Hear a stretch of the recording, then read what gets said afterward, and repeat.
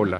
Ahora estás viendo Palabra del Día, una serie de videos en la que te enseñamos a pronunciar algunas palabras en quechua. Así que nuestra palabra del día por hoy es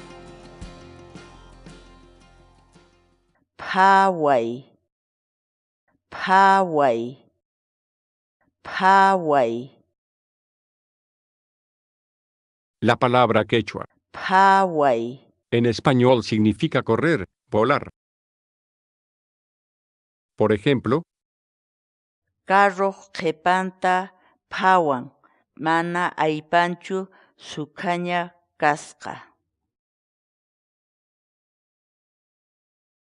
pruebe y descargue nuestros programas de corrección ortográfica en quechua, usando nuestra aplicación web y de escritorio. Dirígete a nuestro sitio web sc.hinantin.com.